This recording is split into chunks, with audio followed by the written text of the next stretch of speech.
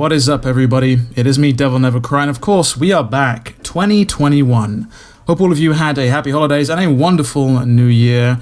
We're going to start off the year strong with a video on Pinnacle of Combat, specifically some Vergil gameplay. As many of you know, in 2020, I covered this game extensively, and I managed to take part actually in a beta thanks to the developers reaching out and getting in contact, despite me not being normally able to take part in the beta just because I'm based in the UK. But enough waffling on. This was sent to me by RK, this gameplay, so shout out to him, though I do believe the original source for this video will be in the description. I believe it's from Billy, a video hosting site popular in large parts of the world. But as always, make sure you subscribe to stay up to date with anything and everything DevilNeverCry, and hit that notification bell so you don't miss out when new content drops. We are slowly creeping up on the 30k mark, I cannot wait. But regardless of that, let's dive into this new footage. Now, for those of you who don't know, DMC Pinnacle of Combat is another take, an alternate take, I guess, on the events of DevilNeverCry 3, which is why some things may look rather familiar and a lot of other things will look quite different. So, here we are with this footage on my desktop capture. We're going to take a look at this footage in normal speed, and then we're going to slow it down, see if there's anything we can pick out, and there are some things we can pick out, some new things, which are pretty cool. But starting it off, look at this UI here. We've got the summon swords, we've got a jump input, a trick input, I believe, we're going to get to that in the footage, and then two melee inputs. And for those of you who don't know, this game has two melee inputs. It works similar to the reboot in that game had a launcher tied to one button, but this has just different melee commands tied to another. I think it's a workaround overall of being on mobile, but overall it works pretty well on mobile. So, we've got a standard judgment cut there. You can still press to hold the Yamato A input. He air tricks to the enemy there, does a rapid slash. Summon swords are still a thing. Another judgment cut. Goes straight into the combo, which sends the enemy careening away. An upper slash there. Another aerial judgment cut, so those are still back. Just comboing the enemy. Nice. So, first things first. This, for those of you who don't know, is the void mode for this game. You can come in here, you can practice. It's pretty cool. I messed around a bit in the beta that I streamed. It's taken a few things, this game, from DMC5. The beta, the void mode and the UI being one of them here with a broken glass, and just the heads-up display in general.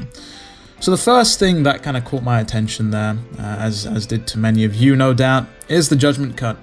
You still have to press and hold to let go of the judgment cut, and the Yamato still glows to let you know that you've got a judgment cut ready, which is pretty cool.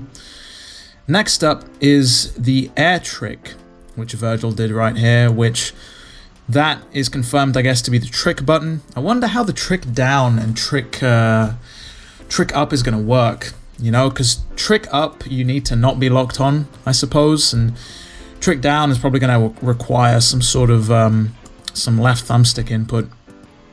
So he tricks to the enemy, gets slapped up, falls. That's cool, that's whatever.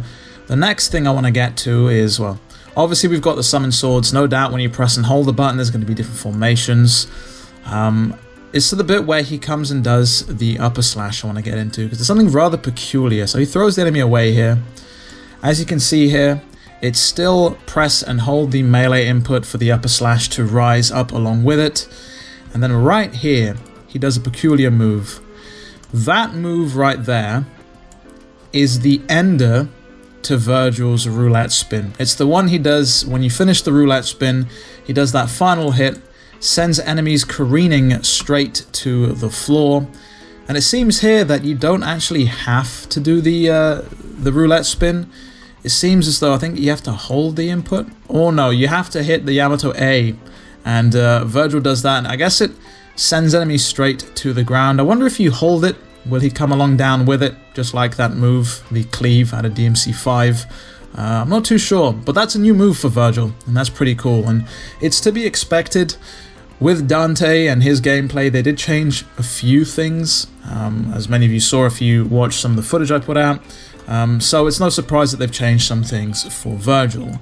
But that pretty much does it for some of the new things we can see in this gameplay.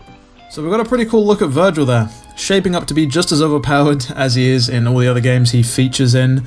But that's not all I want to talk about in this video. As many of you know, there was a previous beta test for this mobile game. In fact, I managed to take part in one of them, as I mentioned before. There is another one scheduled, I believe from the 7th to the 14th of this month, with a presentation apparently happening tomorrow to announce it. This was actually in the in-game app, so again, thank you to RK for translating and sending me the details. But you are able to sign up for a beta key, and if you're lucky, you'll be able to take part. The website, I believe, is now actually open for US numbers. I'm not sure if it was before, but it definitely is now. So there will be a link in the description for you to go sign up. I myself will be signing up.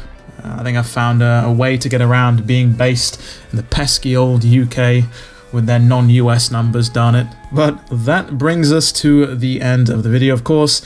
If you enjoyed today's video, do be sure to leave a like and let me know down in the comments below if you've signed up and if you're even looking forward to playing this game. As I said, I know it's a mobile game, not to the taste of everybody, but when I did get hands-on with this and I managed to hook up a controller to it, it actually played rather well, especially for a mobile game.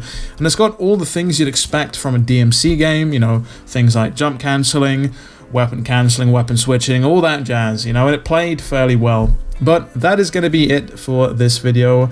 It has been me, DevilNeverCry. I would like to thank all of you for watching, and as always, I'll see you all next video.